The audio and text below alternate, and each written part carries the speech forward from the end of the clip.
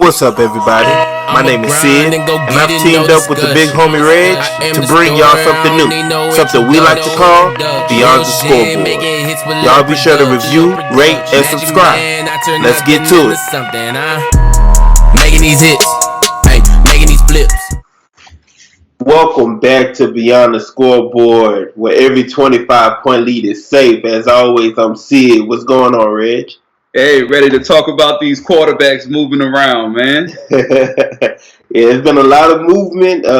Now in week 2 of free agency. The biggest news are going to come from trades that are taking place that we're gonna get to. But we're gonna go ahead and start what we always start, which is talking about the home team, talking about the New Orleans Saints, who came into this offseason with $76 million over the cap. Ended up flipping that into $30 million under the cap. Ended up getting a little hand tied there, waiting on the Deshaun Watson decision to play out. Made one signing, which was Marcus May, safety. We lost Marcus Williams, replaced him with Marcus May. Jameis Winston got re-signed for 2 years. $28 million. He can get up to $44 million if he hits some incentives. $21 million guaranteed. So let's start there. Let's start with, look, we got what looks to be our quarterback, at least for this year. How did you feel about that signing? Okay, so let me start with the Deshaun Watson situation, and I'll try to be brief. I was so happy to be in position to possibly landing Deshaun Watson. I felt like, of course, he was the best quarterback available. He's a generational type of quarterback. I feel sky will be the limit if we would have landed Deshaun Watson. Cleveland gave him 230 million reasons why not to decide on New Orleans, and I have to respect that. Jameis Winston. So Jameis Winston put us in a kind of crazy situation because you think of the deal Taysom Hill got, and you like, well, those numbers are just crazy because they based on if he plays quarterback. Well, if Jameis Winston doesn't re-sign with the New Orleans Saints, who's a better quarterback left out there for the New Orleans Saints at that point? No one clearly wants to be tied to Baker Mayfield. And I really felt like Jameis Winston could have played a little hardball because that coach job was still available. Once they signed for Matt Ryan, to me it was just we have to do all we can to get Jameis Winston back. You spoke about the deal being backup money. I feel like it's about where I thought it would be, to be honest with you. I thought it would be a little north of 10, and that's right where he's at, with 14 being an average or whatever for 2 years. A great deal for the New Orleans Saints. Given the fact that Jameis Winston is coming off of an injury, all those things could be played into it. Maybe if he would have played a full season, he'd be looking more at the 20 mil or whatever you want to put him at. But I'm grateful to have Jameis Winston back. He was having a good year before the injury. I still feel like he hasn't reached his ceiling in the lead off of the New Orleans Saints. So I'm ready to rock and roll with Jameis this year. 100%. Like, I didn't say that about the contract to knock it. Like that's just what it is. It's basically absolutely a good backup quarterback money, which you is what I expected, especially when he was coming off of the injury.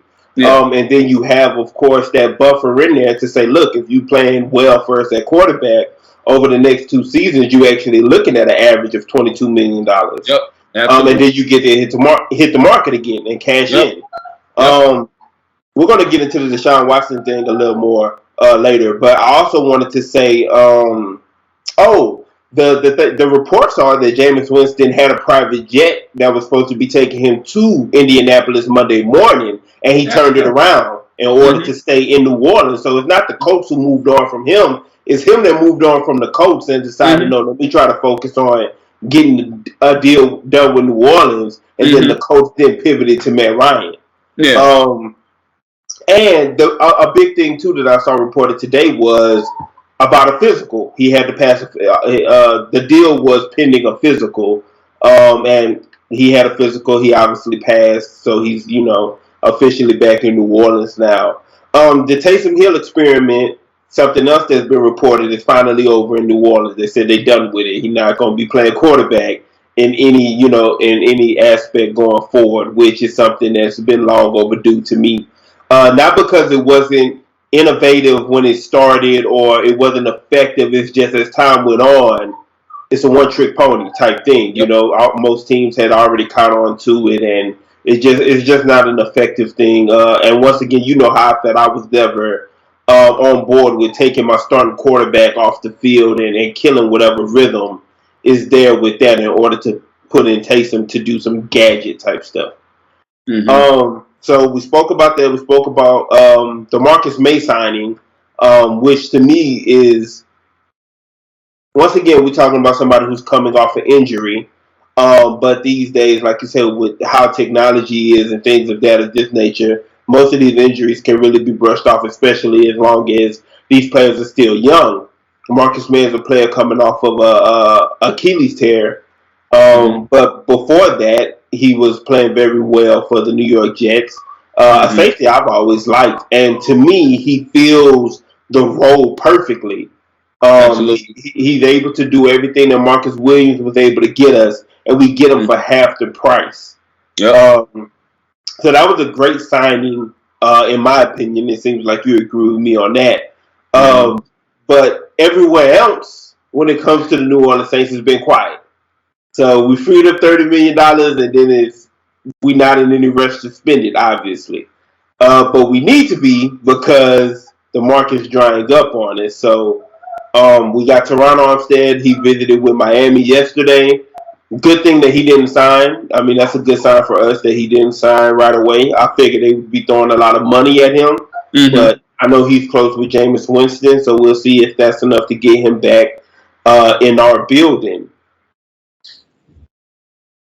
The wide receivers are drying up on us quick. Every time I look up, it's another one gone. Another one that would have been promising for us.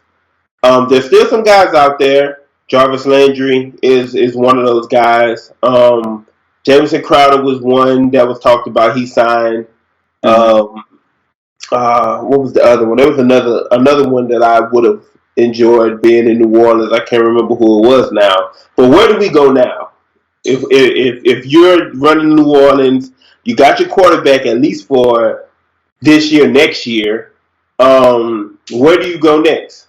I'm turning my attention to the draft at the receiver position. There was some receivers that I obviously like, but I think that, like you said, the market has dried up. Jarvis Landry could definitely still be serviceable as a receiver.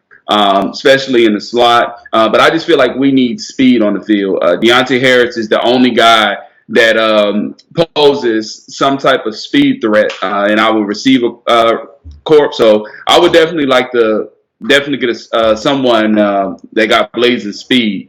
And if I'm gambling on anybody, sure, Jarvis Landry would be a perfect receiver to kind of throw some money out there that won't, make or break us. Odell is another one. I think Odell is, at the part of his career, but, this is the tail end due to all the injuries he had. But when healthy, I feel like, how I feel about Odell. He still can perform, and he would be a great addition to New Orleans as well. But to say that we started 76 million over cap, and now we worked our way to 30, the last thing you want to do is just throw that money, out the door and overpay guys who you really don't have a lot of faith in, changing, the culture for New Orleans, right? It's one thing to sign a guy like Jarvis Landry, but based on the money, to me, that determines how well that signing was. He's not a guy that I feel is going to come in and make life easier for Jameis Winston or anything of that nature. So I definitely would pay attention more to the draft versus free agency at this point. And we disagree on that a little bit. I 100% agree with you about not overpaying anybody, and knowing New Orleans, they're not going to. Jarvis Landry is somebody who I think definitely makes life not just easier for Jameis Winston, but for Michael Thomas. And I think, and once again, for what price? I agree with you there. There's a certain price that we're willing to pay for something like that, because I think that to a little lesser degree, you're looking at the same thing if you bring in a Cole Beasley, who just ended up getting released. You get that same type of production and veteran leadership from a player like that, and then you look to the draft for those speedsters, which a lot of the top receivers that we're looking at in this draft are just that, the deep threats, and that's Right. something we definitely need to add to our offense. Mm-hmm. I guess but it comes down to what is the number that you're willing to give Jarvis Landry? Because I definitely believe he's better than Cole Beasley. I would prefer him. Oh yeah, I believe he's better than Kobe, but he just like the Jamison Crowder thing. Like he's a slot receiver who's going to like they do a lot of the same things. Yeah, Jarvis Landry still does it better at this point, but they do the same thing. So if you're going to invest in one of those guys, I wouldn't be mad at either one of them as long as you add in a deep threat when it comes to the draft or somewhere else at free agency. Whether you're looking at a Will Fuller or a guy like that. So it comes down to money. So at that point that we know it is down to the money, what do you feel comfortable giving Jarvis Landry? That's a real interesting question. Man, that's tough. What is Jarvis Landry? 30 now? I think he's right there at 30 years old. So we're looking at I want to keep it to a 2-year, maybe a 3-year deal, but it's probably mostly a 2-year deal, probably with a void year at the end of that. $8 million a year, I'd say. And I think that's what he's going to go for, and I think it's well deserved. And to me, that's cream of the crop for him. I think that's his ceiling for as money goes. And I'm at the point I would rather branch out and reach out to Julio, a guy who I feel like definitely have another 2, maybe 3 years left in the league as being a good receiver. But I also think Julio will also get eight a year, if not more. I think more, and I'm saying I'd rather pay more for Julio before I give Jarvis Landry that 8. Oh, that's crazy. Yeah, I'm not paying Julio more than 8. I'd rather just give me Jarvis Landry. Yeah, just give me Jarvis Landry and then let me go draft, a deep threat. Yeah, I got you. I feel like Julio still have just a little bit more left in the tank at this point. And I think my biggest thing about it is not duplicating what we have. So I like Michael Thomas as, no, he's not a deep threat, but he can do everything else that you want him to do. I feel the same about Julio. He's not a deep threat, but he can do everything else you want him to do. So in order to, to bring him in, he's a good receiver. He's going to, but I'm not willing to overpay for something like that when I got it already in my number one receiver that I'm paying $20 million for at this point. So if you can get Jarvis Landry for 8 and Julio for 10.5, you going Jarvis Landry here? Give me Jarvis Landry. Yeah, let me keep that 2.5 in my pocket and let's roll with Jarvis. Gotcha. So, of course, wide receiver is a big thing that needs to be addressed going forward. Hopefully, Armstead can get back in the building, but there are definitely different ways that we can address that tackle position in other ways if he does end up signing with somebody else. I think another running back needs to be brought in between now and the draft. Due to Alvin Kamara most likely going to end up getting suspended sometime here in the future after his legal situation plays out. And tight end is something we missed big on, basically because we were in that holding pattern, we ended up missing on a lot of tight ends that have high ceilings and went for little money. The Evan Ingrams, the OJ Howards. Guys like that. So I hate that we ended up missing that window because tight end was definitely somewhere we could get better at. When Austin Hooper got cut, I talked about, man, I'd take Austin Hooper in New Orleans, and he quietly ended up getting a deal to go play in Tennessee. But safety is something that we knew we was going to have to address if we lost Marcus Williams. We did that. Ended up extending Bradley Roby for another year. Still got a Debo. Got to see what happens with PJ Williams. But I think our secondary is pretty much set. And I'm keep acting as if we already signed PJ Williams. I'm keep forgetting we have to bring him back. Yeah, definitely. Because he's another guy, that can fill in that safety when needed. Yeah, exactly. I think D-line is another place that we're going to end up adding another body to. But right now, man, it's pass catchers. Like, to me, that's the number one thing is definitely pass catchers. We ended up getting 2 compensatory picks this year, both of them third-rounders, which wasn't expected. So that's great that we ended up pulling that in. That's definitely going to help us. So let's go ahead and look around the rest of the league. You talked about that quarterback carousel that's been crazy so far. Let's start with what we already mentioned, which is the Deshaun Watson situation, who basically was holding interviews to teams. He was interviewing teams. It wasn't the other way around. Um, it looked like it was coming down to New Orleans and his hometown, quote unquote, of Atlanta. Mm-hmm. And Cleveland said, "No, we're not going to take no for an answer. We're gonna get in here and give you $230 million guaranteed, and offer up 6 picks for you, and $230 million guaranteed. I don't care who was offering it. It could have been the CFL team, and he was taking that. Like I don't care who. I don't care who was offering that. You don't turn that down." Yeah. So what did you think about that trade, and what does that do for Cleveland? I know over the past few years, I've been bigger on that team than you have. But now with a top 5 quarterback, what do you think of that deal and what that does for them?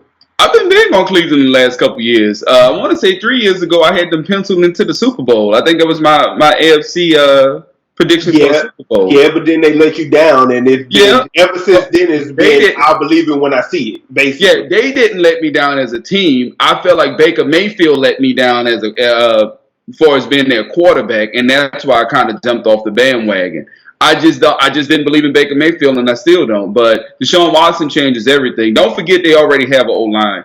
No, most times when teams acquire a quarterback of this caliber, they got to put together an O-line. Cleveland already has one of the better O-lines in football. Now they do have to get them some. They have to give them some weapons on the outside. I'd be very surprised if you don't get some veteran guys such as a Will Fuller who's already used to Deshaun Watson. Odell may land over there. I know there's a lot of talks and speculations with him in Tampa, but you never know. And then you have the draft. So Cleveland is a team that's right back in the hunt. They still got a pretty solid defense. They're still young on the defensive side of the ball. And now that Deshaun is going to be there for quite some time, they can put together some receivers for him. So I love the move. I was heartbroken when he didn't decide to come to New Orleans. I'm like, man, come on now. Get out of here, Cleveland. You know what I'm saying? Like, I can feel if he would have went back home to Atlanta, I would have understood that. It's his hometown. But looking at the organizations, you have to think New Orleans give you the best chance of winning. So then when the money came out after he made the decision, $230 million fully guaranteed, oh, yeah, y'all got him, bro. Like, no problem. Like, I salute you, Deshaun. You just took care of your kids. You know what I'm saying? Like, you got to respect that. So, happy for Deshaun Watson. He wanted out of Houston. He got that. Cleveland wanted a quarterback. Obviously, they felt just about the same way as I felt about Baker Mayfield. So everybody's happy in this situation. So I definitely think Cleveland is right back up there as one of the better teams in the AFC. So there were 4 thoughts that went through my mind when the news initially broke that he had turned around and chose to go to Cleveland. The first thought was the contract, the money got to be ridiculous. That was my first thought. The money got to be ridiculous for him to have changed his mind on them. Mm-hmm. My second thought was, I'm glad that if he wasn't choosing us, it wasn't Atlanta or Carolina. It wasn't somebody we got to go and face 2 times a year. My third thought was, I'm glad that we now don't have to worry about the circus that comes with Deshaun Watson.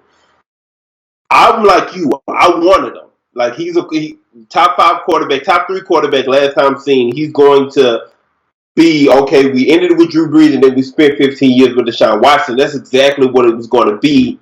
I was willing to deal with everything that came with him in order to get that as a sports fan. Absolutely. But there is a sigh of relief that came with him choosing another team. Now was, look, I'm glad I don't really have to deal with all of that.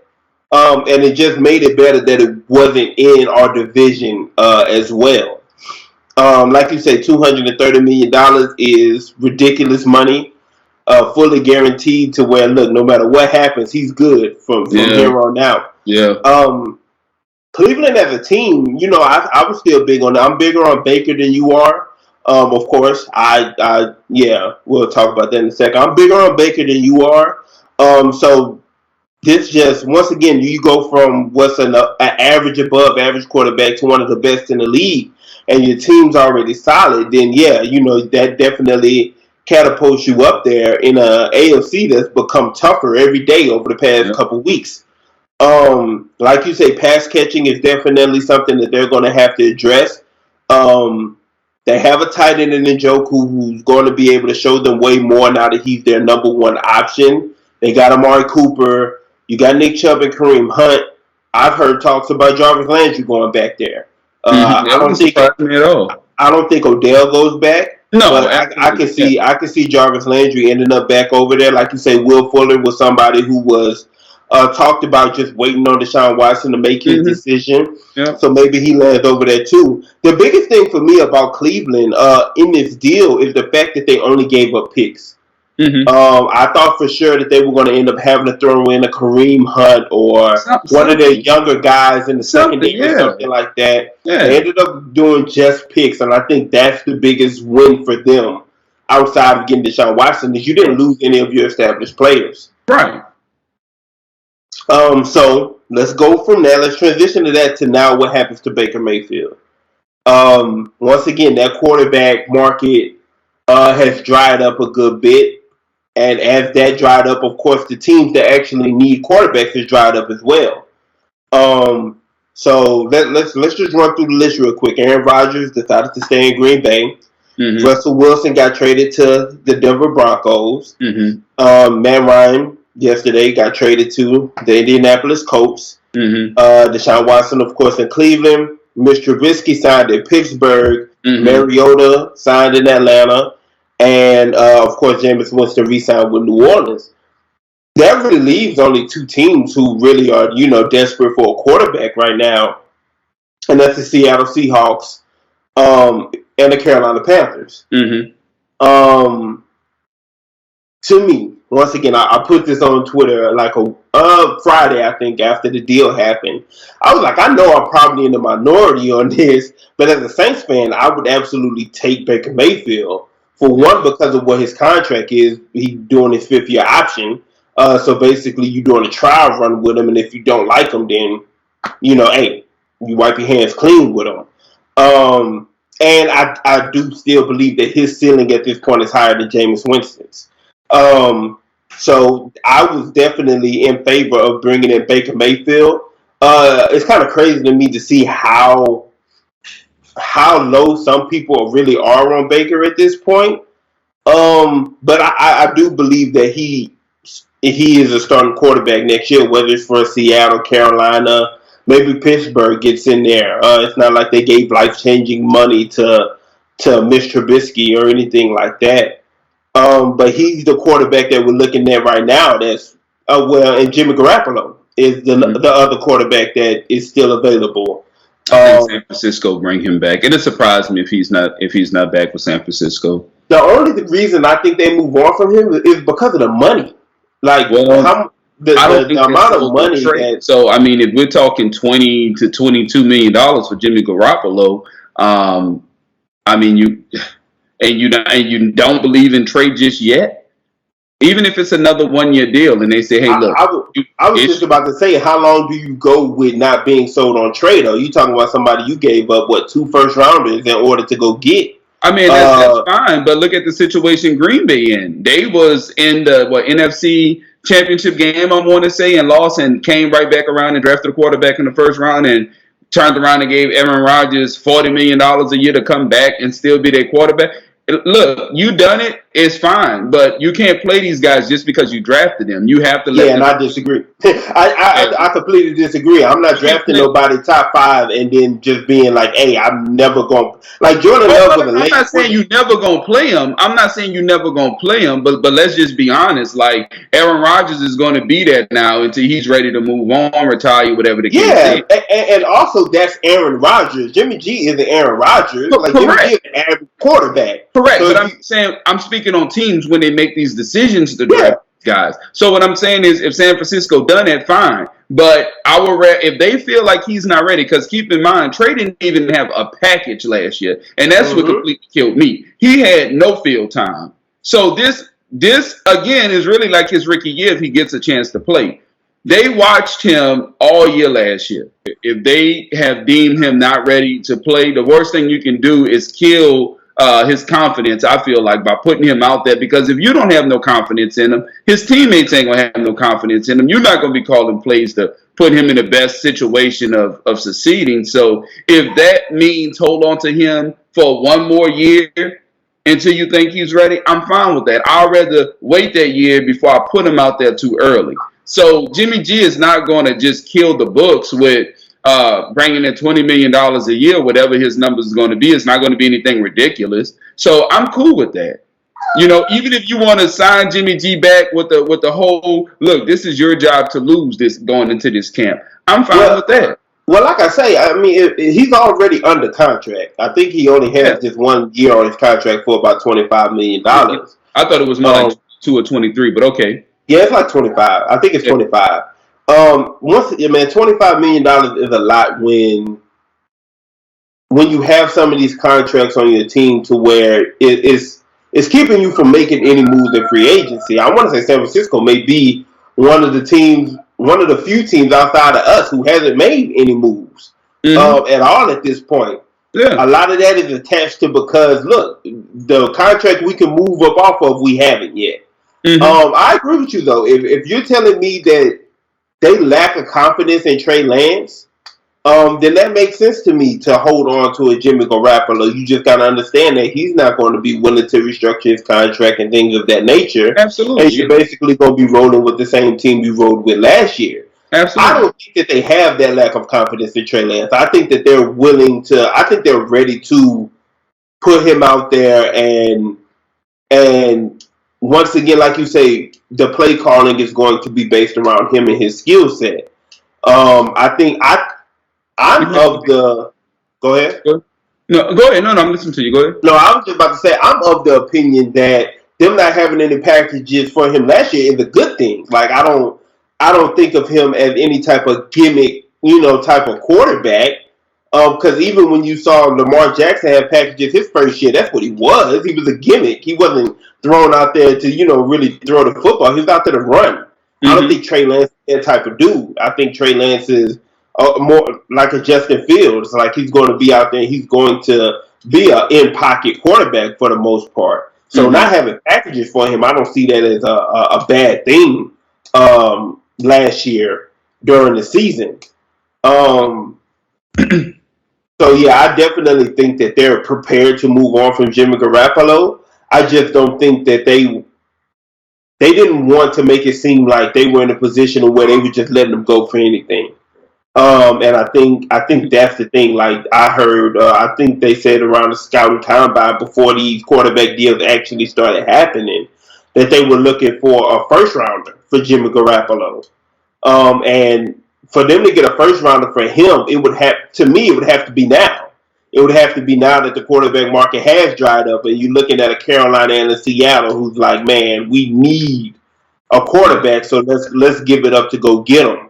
But yeah, I think, like I say, Baker Mayfield and Jimmy Garoppolo are the two that's basically remaining at this point. That could be starters for new teams next year. Yeah, and with Jimmy G, once again, even if you're San Francisco, even if you do believe in Trey, you still want another guy who you feel like can come in and win games if needed. And I wasn't speaking down on Trey when I say packages, meaning he's just a runner. No, he's brought that. I just think that most packages for rookies get put in for just that purpose, for the running purpose. Yeah. But what I'm thinking of is Kyle Shanahan, a guy who at his peak was in Atlanta, up 25 points against the New England Patriots and Tom Brady, and we know that he's one of the better guys. I was about to say he's been to a Super Bowl since then. Yeah, he's been to a Super Bowl. He's one of the better play callers in football. There's no secret. He gets everyone involved. When he had Matt Ryan, I want to say set the completion percentage record that year. They went to the Super Bowl. MVP. He MVP of the league. All this good stuff, right? So what I'm saying is, if he thought Trey was somewhat ready and gave them a better chance at winning, and that's what it comes down to me. We could talk numbers all day long. You can tell me you feel like Jimmy G is not worth 25, or someone can tell me Jimmy G is worth 25. What it comes down to me is, do you think we can win more games with Jimmy G or with Trey? And that's where the chips fall. If you're going to tell me I can win more games with Jimmy G, give the man a $25 million and let's go into next season. It's nothing to talk about. Oh yeah, I don't disagree with that. Like I say, I just think that they're of the belief that Trey Lance is where they're going next year. I don't think it's any. I don't think there's any confliction in them whether it's going to be Jimmy G or Trey Lance. I think they just haven't pulled the trigger on moving Jimmy G yet. And to me, the later you wait, it seems to the less you're going to get at this point, because quarterbacks have been going for a lot more than what I expected. That was kind of crazy to the Matt Ryan thing with me. I understand Matt Ryan is due money from Atlanta, but they only gave up a third-round pick to get Matt Ryan. And to me, it should have been a pair of thirds at least, or whatever, a third this year, a fourth next year, something. But Matt, and I think Matt Ryan is the outlier because of his age, and then of course the price, the contract that they took on for him. Absolutely. But if I'm Atlanta, I'm also looking at the coach situation, which I told you, I feel like the coach was just a quarterback away from being in contention to represent the AFC. So, yeah, y'all need a quarterback. We know this. Obviously, y'all moved on from Carson Wentz, and y'all let the world know how y'all felt about him. So, if you want this Matt Ryan that's better than Carson Wentz, it's going to just cost you more than a third. That's all I'm saying. I'm not saying. But then the other side of that is, okay, well, we call you a bluff. We're not giving you no more, and you paying Matt Ryan $52 million over the next 2 seasons. That may have happened, but I just found it very strange for everything that quarterbacks have been going for. I get the age, I get the numbers that he's due, I get all that, but I'm just saying something more than a third. You basically gave him away. And you probably done it out the kindness of your heart for Matt Ryan due to how long he's been there. I think it was wanted to continue staying there. I think it was two. Yeah, I think it was two things. I think for one, like I just said, they didn't want to pay him $52 million over the next, but also they wanted to do right by Matt Ryan, who was, probably the best quarterback in their history at this point. So I think it was both. So yeah, like I say, you got Jimmy G, you got Carolina, and you got Seattle. Those two quarterbacks, and I honestly wouldn't be shocked if Carolina goes into their season next year with Sam Darnold under center again. Yeah, so we're definitely going to see. Another intriguing part of this free agency or this offseason so far, because once again we still talking about trades, is the receiver market. You saw Amari Cooper literally get given away by Dallas because they needed his money off the books. And now he's been over there paired with Deshaun Watson. But then you got Robert Woods, who after the Rams signed Allen Robinson, he got moved basically for nothing. And he's now in Tennessee. Yeah, coming off of an injury, and now he's in Tennessee. And then you got Devontae Adams. You got Devontae Adams, who was traded from Green Bay for a first and a second round this year. And given a new contract of 5 years, $140 million. Well deserved. The Devontae Adams thing didn't shock me at all. He was tied to Derek Carr in Vegas last offseason. And when I heard that Devontae Adams, I heard that the hang-up in the contracts, in the contract negotiations between him and Green Bay worth about $5 million a year. Green Bay was like, look, we're willing to give you $22, $23 million a year. And Devontae Adams was saying, well, look, I want to be the highest paid. And the DeAndre Hopkins contract last year kind of distorted the money for wide receiver. He's now being paid $27 million a year, which was $4 or $5 million more than anybody else. Yeah. So once I heard that was the hang-up, or, I was like, oh, well, Devontae Adams is out of there. What makes sense? The Raiders. The Raiders were willing to give up 2 picks. Probably would have gave up more if asked for Devontae Adams and give him a new contract, making him the highest paid wide receiver in football. And I like the deal for both teams, honestly. If you're Green Bay, you're saying, look, we're going to attach ourselves to Aaron Rodgers for the immediate future, because basically he's on a year-to-year deal now. But we can't pay Aaron Rodgers $50 million and also pay a wide receiver almost $30. And for them to get back a first and a second in a draft where the receiver depth is great, across the top. I feel like that was a good get for them in this year's draft. The only thing that would have been better if they traded them to Philadelphia and got 2 firsts or something like that. And then Devontae Adams goes somewhere where he wanted to go, and he gets paid like he wants to get paid. Yep. So that was a great. Ain't no bad weather in Vegas. Yeah, exactly, exactly. Man, so let's get to actual free agent signings real quick. One thing that I got written down right here, because it might be the most shocking thing to me of this offseason besides Deshaun Watson ended up choosing Cleveland, is Von Miller signing with Buffalo, which isn't the shocking part. The contract is the shocking part for me. 6 years, $120 million. Y'all gonna start playing with Buffalo. I'm telling y'all, man. Listen, bro.